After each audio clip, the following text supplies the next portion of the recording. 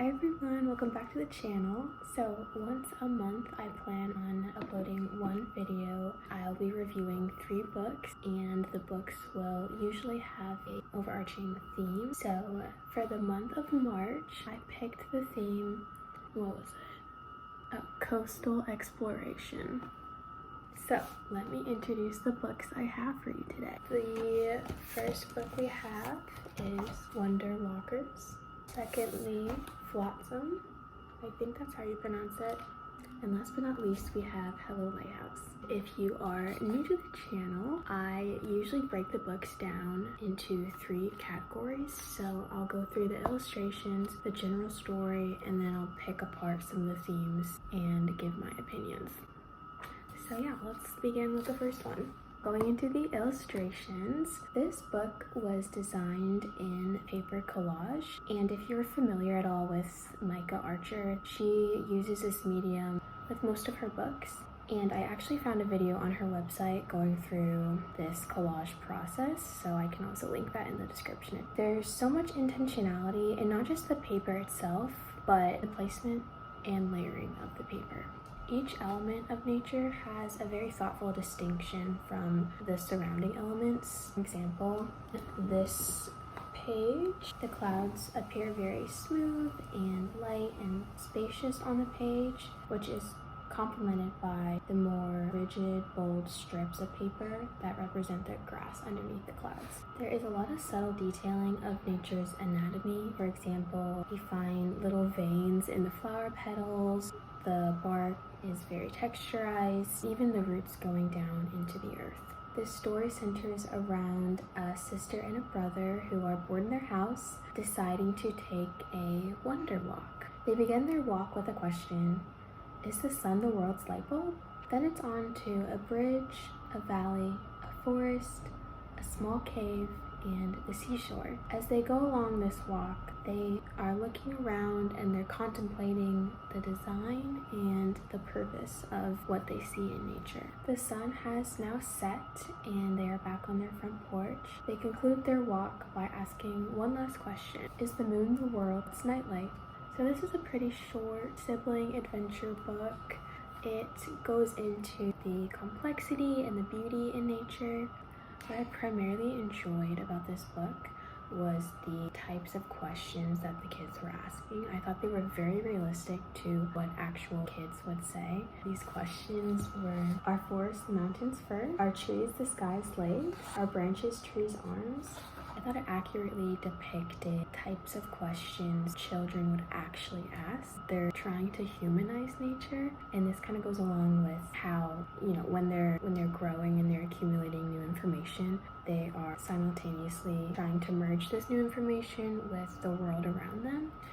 They know they have arms, so it makes sense to ask if the trees have arms too. Their pet has fur, so why can't the mountains? I thought this was a really realistic depiction of types of questions kids ask, and I think it's totally different from the questions that we as adults would ask. All in all, this story came together very nicely, and I felt the thought-provoking questions coupled nicely with the complexity of the medium and the pattern design. Okay, so the second book is Flotsam. This book was written and illustrated by David Wiesner. I really don't know. He's notable for his book Tuesday, which I have not read yet, but hopefully it will be in one of the review videos to come. We'll just have to see. The medium is based in watercolor and the style seems to be realism. Initially, the colors of this book are pretty soft and muted, and I felt like this haziness alluded to how when you're at the beach, your vision often becomes fuzzy and kind of irritated due to the sun exposure. As the story progresses, however, there is a transition in the vibrancy,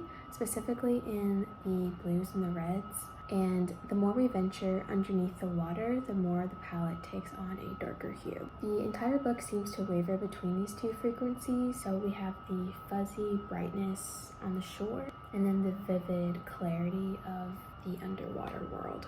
Most pages are set up in collages, and maybe it's because I don't read a lot of graphic novels, but sometimes my eyes got a little lost as to the chronological order of the scenes.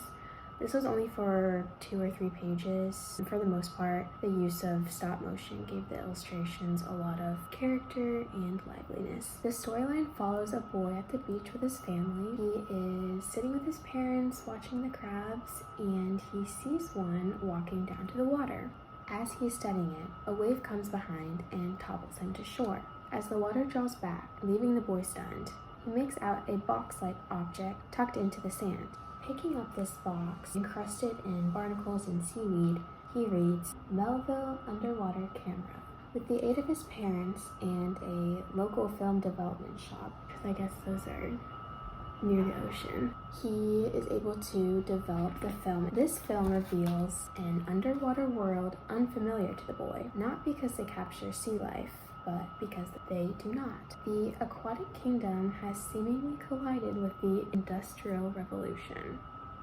Fish assembled with gears and motors, octopuses reading on recliner chairs, anglerfish-powered lamps.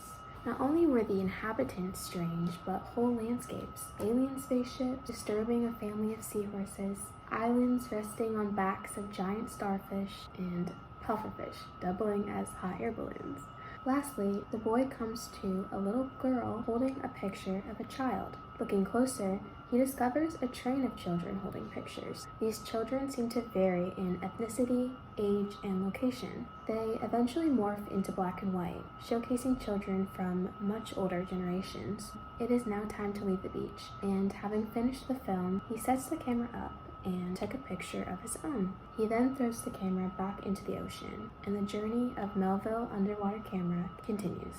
Let me preface by saying the first time I read this book, I thought it was pretty weird, so I read it again, and a third time, and it was still weird. And I'm all for weird stories, but I think I prefer weirdness to have some loose boundaries. For example, in Alice in Wonderland, characters and settings are expected to be nonsensical, which gives Wonderland its boundaries. What confused me about this book is that it mixed so many worlds and themes together.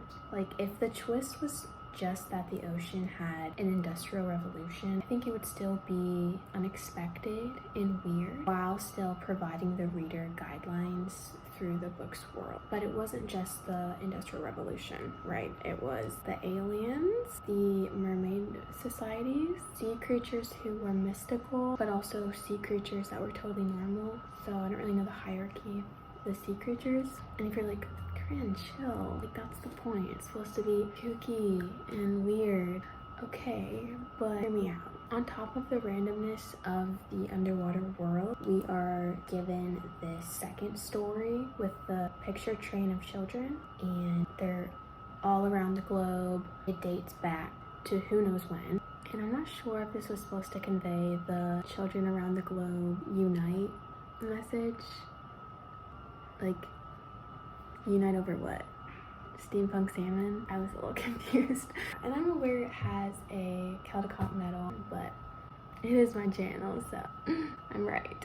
So lastly, we have Hello Lighthouse. In the back, it says the illustrations were done in Chinese ink and watercolor on hot press paper. So I'm gonna highlight just a few details and design choices that stood out to me. Firstly, the coloring and structure of the ocean changes drastically throughout the book. Some pages showcase calm, delicate ripples, while others showcase punchy, vibrant storms. Water is visible in all but one page of this book, which I felt added to the feeling of living in an actual lighthouse. Secondly, I want to mention the use of perspective in this book. In a lot of ways, it reminded me of a Wes Anderson film. We get this really cool cross-section view of the lighthouse, along with a few kind of wonky overhead shots. There's also this recurring use of circles, which could be alluding to, again, that feeling of being secluded in the structure of a lighthouse. Alongside the actual foundation of the lighthouse, there are circle rugs, circles on the blankets, the seagulls circulate the lighthouse, and then we also have insert images that have been cropped. So this story begins with a new lighthouse keeper replacing an old. His job includes tending the light, polishing the lens, refilling the oil and trimming the wick. He drinks tea, catches fish, and wishes he had someone to talk to. A few days later, the tender arrives, bringing oil, flour, pork, beans, and, to his surprise, his wife. Days pass, bringing fog, a shipwreck, and a carpet of ice. More days pass, bringing fevers, melting icebergs, and a baby. The keeper notes the baby's birth. The tender comes along again, bringing oil, flour, pork, beans, and an unexpected letter. The Coast Guard arrives to instill a brand new light powered by a machine. Packing their belongings, the keeper's family says goodbye to the lighthouse and goodbye to the gulls. The keeper and his family settle just across the bay, and when they see the light beam from the lighthouse, they beam a little light back. Getting into the themes of this book, I found a lot of educational content on both the purpose and the maintenance of a oil-powered lighthouse. I noticed a lot of whale imagery, which reminded me of the book Moby Dick. I haven't read it yet, but I know there is a whale on the cover, so I really enjoy books that are centered around someone's day-to-day life, even if it's mundane. We're brought into this really simple but beautiful season of this man's life. We experience the more mundane task required of the job, but these are also coupled with the changing emotions of being a human. We are met with the loneliness being away from his wife, the excitement when they are able to reunite, and the general anxiety of being a new parent. It has a message of loyalty to the job despite the ebbs and flows of life, and it also speaks of finding joy and gratitude in the little things: reading, flying a kite, serving others. Lastly, it really emphasizes an appreciation toward the community that you're surrounded by, regardless of the size of that community. So yeah, that is Hello Lighthouse. Thank you guys so much for watching this video. I'll be trying to post once a month and have a general theme for the books that I choose. I found all these on Amazon, and I'll give the links in the description below. So yeah, thank you so much for watching. Please like and subscribe. Shout out to all my lovely fans out there. Love the support. And I'll see you next time. Bye!